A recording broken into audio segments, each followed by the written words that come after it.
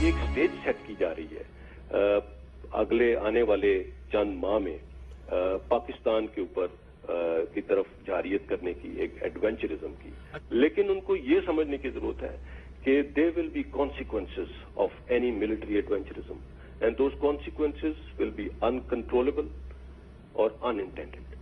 So let's not play with fire here. اس کا مقصد یہ ہے کہ لیٹلی ہندوستان کو کئی فرنٹس پہ ہزیمت کا سامنا ہوا ہے، بہت شرمندگی ہوئی ہے.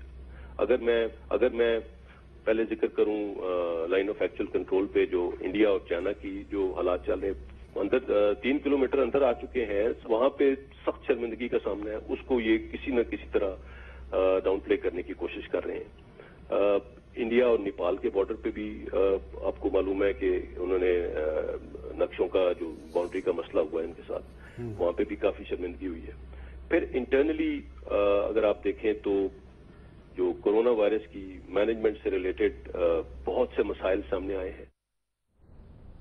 بھارت شاید کبھی بھی اس حد تک فیشسٹ ریاست کے طور پر سامنا نہیں آیا جس طرح وہ آج کل آیا ہے، اور پوری دنیا اسے کنڈیم کر رہی ہے. پوری دنیا میں بھارت کے حوالے سے جو تاثر ہے وہ بہت تیزی سے ابھر رہا ہے کہ بڑی روگ سٹیٹ ہے، اور نریندر مودی نے اس ریاست کا جو حلیہ بگاڑا ہے وہ مزید خراب ہو رہی ہے.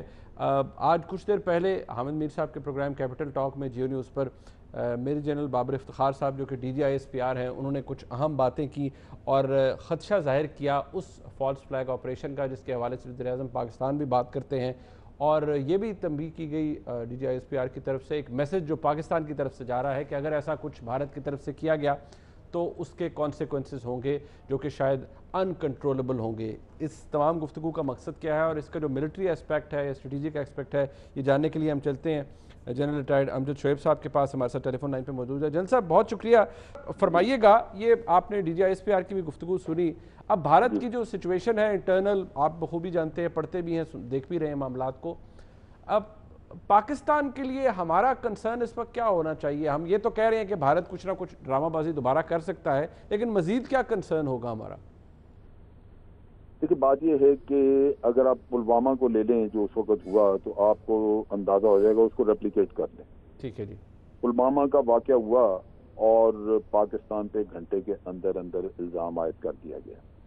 اب بھی کوئی فالس فلیگ آپریشن ہوگا، گھنٹے کے اندر پاکستان کے اوپر الزام عائد کر دیا جائے گا، اور کوئی نہ کوئی ایسا کوئی یہ ویڈیو کلپ ہے جی، یہ وہ ہے، فلاں ہے، کوئی فراڈولنٹ چیز نکال کے لے آئیں گے. اس کے بعد یہ ہوگا کہ اگر تو انٹرنیشنل کمیونٹی ان کو کہتی ہے، جس طرح پچھلی دفعہ ہوا کہ India retains the right to retaliate, یہ تب ہوتا ہے جب انٹرنیشنل کمیونٹی کو وہ ثبوت نہیں مانگا. انہوں نے بھارت سے کچھ نہیں پوچھا کہ بھئی تم کہہ رہے ہو کہ یہ پاکستان نے کیا ہے، ثبوت کدھر ہے، شواہد کدھر ہیں. بس وہ ایک یقین تھا، کیونکہ بھارت نے پروپیگنڈا سے عرصہ دراز سے ایک پکچر پینٹ کی، پاکستان کا ایک امیج ان کے ذہن میں بٹھا دیا کہ پاکستان ہی ہے جو سب کچھ یہاں پہ کر رہے ہیں. لہذا کسی نے روکا نہیں، کسی نے مذمت نہیں کی. انہوں نے کہا یہ India retains the right to retaliate. Pompeo نے کہا، فرانس نے کہا، P5 کنٹریز میں سے میرا خیال ہے ایک نے شاید نہیں کہا، باقی تقریباً سب نے کہا.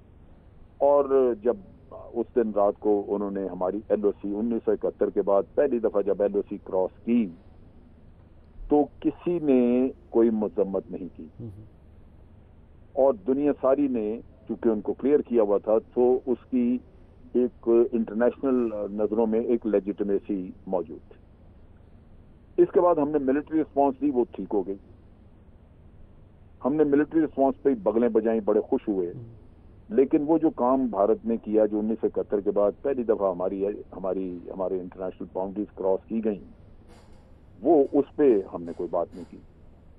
اب چیز یہ ہے کہ یہ الگ بات ہے، ہمارے اپنے حالات ایسے تھے کہ ہماری ایئر فورس نے ٹیک آف کیا اور بھارتی جہاز پے لوڈ پھینک کے بھاگ گئے. ورنہ اگر مدرسے پہ یا ادھر ادھر تو وہاں تو بچے ہیں، بڑے تو ہیں ہی نہیں. اگر 150-200 بچہ مارا جاتا، آپ سوچتے 200-300 جو بھی مدرسے میں تھے تو ملک میں کتنا بڑا کوہرام ہوتا. اصل تو چیز وہ تھی جس کو ایڈریس کرنا تھا. اب چیز یہ ہے کہ اگر آج بھی انٹرنیشنل کمیونٹی یہی سمجھتی ہے، بھارت کو اس کا اندازہ ہوگا کہ جو کچھ وہاں پہ ہے پاکستانی کرا رہا ہے، اور اگر فالس فلیگ آپریشن وہ پلوامہ کی طرح کچھ کراتے ہیں اور ان کو آج بھی یہ انڈرسٹینڈنگ ملتی ہے انٹرنیشنل کمیونٹی سے کہ ہاں پاکستان نے کیا ہے اور اب بھارت کو سخت کرنا چاہیے، تو بھارت کے پاس ایک جواز بن جائے گا، انکریجمنٹ اس کو انٹرنیشنل مل جائے گی، چنانچہ وہ یہ حرکت کرے گا کوئی نہ کوئی اکراس دی LOC۔ اب یہ جو کرے گا اس کا وجہ کیا ہے؟ اس کی وجہ یہ ہے کہ آپ نے دیکھا کہ جو چائنیز کے ساتھ ان کا مسئلہ ہوا لداخ میں یا سکم سائڈ پہ، وہ تو ان کو سانپ سونگ گیا نا، کیونکہ ان کے پاس حل کوئی نہیں اس کا۔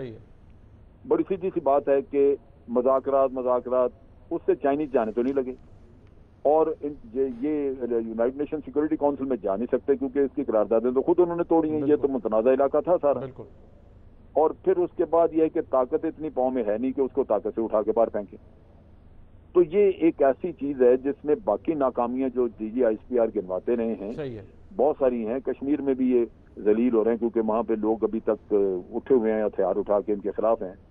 تو اصل چیز یہ ہے کہ اپنی قوم کو جواب کیا دیں، لیکن یہ اتنی بیوقوف قوم ہے کہ ان کے اندر اس نے پاکستان اور مسلمانوں کے خلاف اتنی نفرت بھر دی ہے کہ یہ اپنی تمام مصیبتیں اور چائنا کے ہاتھوں ذلت ہر چیز بھول جائیں گے اگر مودی آج کہہ دے کہ میں نے پاکستان کو سبق سکھا دیا، میں نے پاکستان کو یہ کر دی، تو اس کا کیریئر بچ جائے گا، اس کی سیاست بچ گئی، اس کے سارے کالے کرتوت بچ گئے، انٹرنیشنلی جو کچھ بھی ہیومن رائٹس کا رونا دھونا ہے وہ سارا ایک طرف، یہ اس کی قوم اس کے ساتھ کھڑی ہو جائے گی۔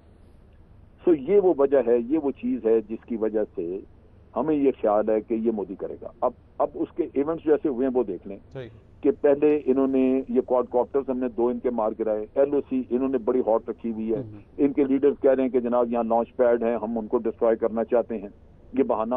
ابھی لانچ پیڈ ہم تو ہزاروں دفعہ کہہ بیٹھے ہیں کہ یار جس کو مرضی بھیجو جا کے چیک کریں۔ صحیح ہے، بالکل۔ پھر انہوں نے یہ ایک فالس فلیگ ڈرامہ کرایا، کار انہوں نے 2 دن پہلے اڑائی، 2-3 دن پہلے، اب ہمارے اسٹافر جو ہیں وہ وہاں سے 2 نکال دیے۔ تو یہ آپ ایک ماحول گرم کر رہے ہیں، جنگ کی طرف آپ لے کے جا رہے ہیں کہ جناب ان کا امبیسڈر واپس ہو جائے گا، یہ ہو یا نہیں، آپ ایک ایسا ماحول کھڑا کر رہے ہیں جہاں فالس فلیگ آپریشن کی اگر بات کی جائے تو کہہ سکیں یہ کہ جناب یہ تو پہلے ہی کہیں جاسوسی کر رہے تھے، کہیں کچھ کر رہے تھے، تو they were already Pakistanis are out to do this thing, انہوں نے کیا تو اب تو یہ وہ چیز ہے جو ہمارے فارن آفس نے اور کسی نے نہیں کی۔ صحیح ہے، ہمیں یہ کرنا تھا کہ جو ہم زیادہ ہمیں سینسٹیو ہونا چاہیے تھا ہماری سوورنٹی جو وائلیٹ ہوئی ہے اس پہ۔ ملٹری رسپانس تو آج بھی آپ کے DGISPR نے کہا کہ جی فکر نہیں، آپ آئیں، you will get a mighty reply. بالکل ٹھیک ہے، بالکل ٹھیک ہے نا، بالکل ٹھیک۔ لیکن ہم نے کیا P5 وہ کنٹری جو پومپیو نے کہا تھا کہ جناب India retains the right to retaliate, prime minister وہاں گیا، ہمارے چیف گئے، سب لوگ گئے ہوئے تھے، کیا ان سے پوچھا کہ جناب آپ نے جو ان کو کہا تھا انڈیا ریٹینز دی رائٹ، آپ کے پاس کیا تھا ثبوت، کون سی چیز تھی جس کی وجہ سے آپ نے یہ کہا؟ ٹھیک ہے، ہمیں تو انڈیا نے یہ ثبوت دیا ہے جس کی بنیاد پہ سارا جھوٹ ہے۔ ٹھیک ہو گیا، یعنی کہ ملٹریلی تو ہمارا رسپانس الحمدللہ ہمیشہ، سفارتی سطح پر ہمیں بہت کچھ کرنے کی ضرورت ہے، اور جس طرح جنرل صاحب فرما رہے تھے زیادہ اگریسولی کرنے کی ضرورت ہے۔ میں شکریہ ادا کروں گا جنرل ٹائر احمد شعیب صاحب ہمارے ساتھ موجود تھے۔ آج کا پروگرام آپ نے دیکھا، فیڈ بیک ضرور دیجیے گا، دیکھنے کا بہت شکریہ، خدا حافظ۔